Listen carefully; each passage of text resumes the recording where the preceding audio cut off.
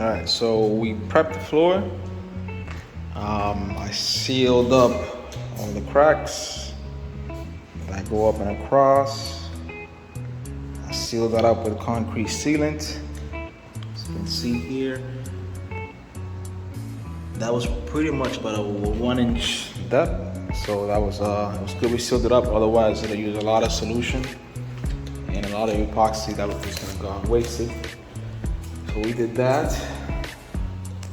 Caulked pretty much all throughout the cracks with it's pretty much caulking for cement. So we did that. We painted all the walls. As you can see, it needs to be white, along with the ceiling. And as you can see, once I press this on with the hexagon lighting, so it'll go pretty good with the epoxy flooring that we're about to do. So besides covering these type of lines, we also went around in any little dent or any little hole. We kind of patched it up and we sanded it down. Luckily we got, there wasn't too many, so we got lucky in that aspect. So now what we're gonna do, I'm gonna go over here. I'm gonna use this solution here. And what this pretty much does is it cleans out the garage for any grease or any type of chemicals that are on this floor at the moment. And that allows it to absorb the epoxy a lot better. So it opens up the pores on the cement slab. So any coating you put on top of it, it would absorb a lot better. So once we put that in, we just have to mix it with a gallon of water and use one of these brushes over here. And once we clean it out, we basically have to wait about 24 hours, let this marinate a little bit, and then we should get ready for the epoxy tomorrow. And this is yeah, so you're gonna see the difference between now and once it's all done. I would love to record the process, but it's gonna be time consuming to do that. So I figured I'd show you guys the before and after. It's probably a lot easier. So yeah, catch you guys in the next one. I got the what's that shit called? The mix, the cleaner already installed. Put some water over it. The degreaser, that's what I meant. I got the degreaser installed, put some water over it. Just took all the water out. Now we just have to let this baby dry. So just a nice little preview of what it might look like if it is on some shine and if it does have gloss.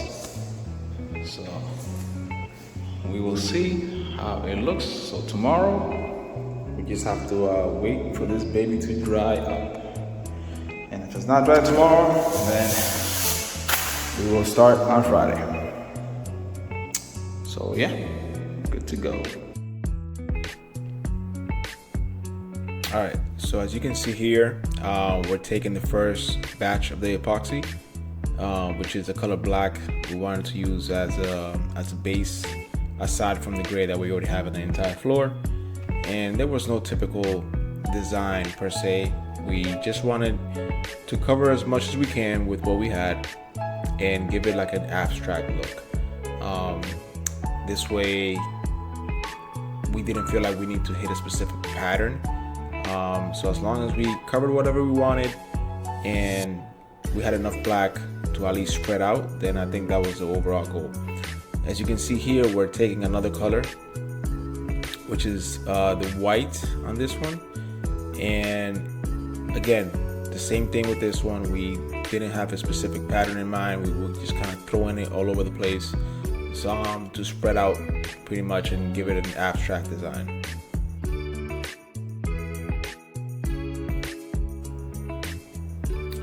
After some time, we also agreed that it would look pretty cool to kind of have the colors interact with one another.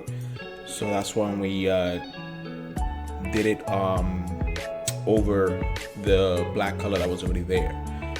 And at the beginning, we just wanted the gray and the black and the white. But with that being said, once we had those colors, we felt like we needed a color to actually make it pop.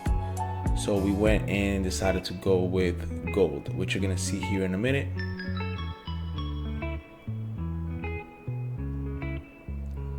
The good thing about mixing these colors is that once you mix the color, it kind of blends in, and it makes it look like one piece once it's all set. You really can't see it right now the way that it's kind of settling in, but definitely waiting the 48 hours or so and allowing the colors to sit makes a huge difference on how it actually turns out after the fact.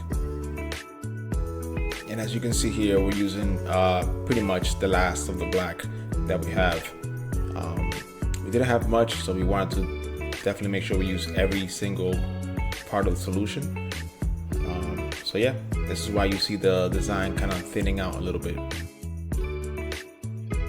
All right, so right there we're finishing off the white, making sure we're putting it inside of the black so it gives it that cool marble look at the end.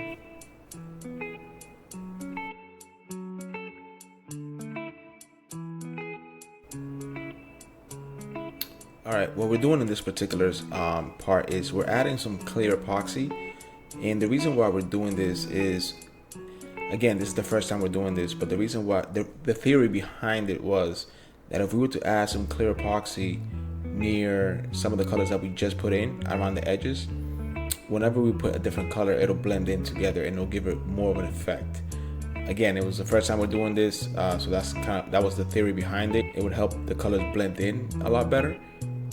So then, as you can see here, we're actually putting in the gold, and the gold is more like the accent color. So we didn't want to have too much gold, but we definitely wanted to have enough where it definitely stood out from the rest.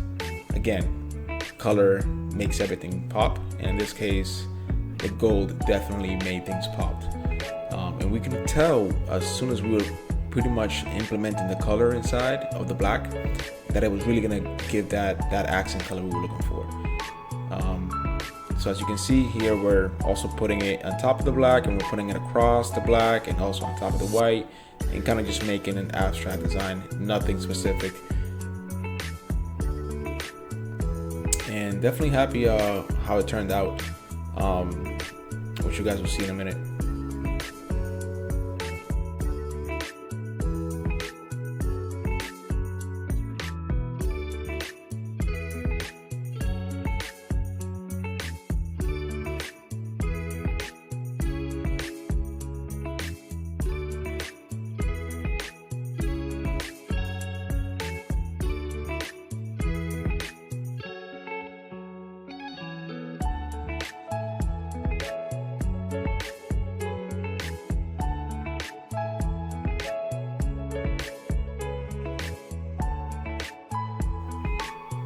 So here you get a quick little video of my daughter jumping around, having fun. She definitely enjoyed being able to step in the garage now, so she definitely enjoyed the finished product for sure. But I didn't scale this video all the way just so you guys can see the clarity behind the actual finish and how much it looks like an actual glass.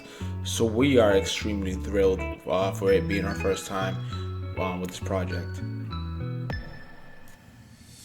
Alright guys, so as you guys can see, I finally was able to get the 4-star mats. Since I'm only going to be working with a limited amount of space, which is like about half of the garage or so, I didn't really need that many. I would say about 5 of them is what I needed. So as you can see, there's 1, 2 there, the one in the middle actually cut in half, and then 2 more on the end over here. So right now, all I really need is the rack, which I got from Mikolo. So I believe it's the Mikolo M4 rack. Once I place that in there, I need to put the mirror along with turf. So this little area right here is going to be used for stretching, ab workouts and things like that. And also just to make it a little bit more homey per se. But yeah, this is my gym right now. It's not complete, as you can tell. So I can't wait to fill out this wall right here with all accessories. What is that called? Barbell racks, and the mirror, the turf, the rack. I do need to get another bench, so I will probably get an adjustable bench. As of right now, I do have this flat bench over here, which I was able to pick up on Facebook Marketplace for about 40 bucks. So you can't beat that. And then these set of weights here from Gold's Gym. That's always a plus. Anything Gold's Gym, I'm definitely a huge fan of. And once I get this space up and running, I gotta get rid of all this stuff. So I gotta find room for all this stuff. But here's the half garage gym so far. Again, it's not even close to being complete, but we're definitely getting there. And we'll see. I will keep you guys updated on any more updates that I do, as far as equipment that I get, anything that I want to try out, and definitely future workouts for sure. So make sure to tune in, subscribe to the channel, and I'll see you guys in the next one. Peace.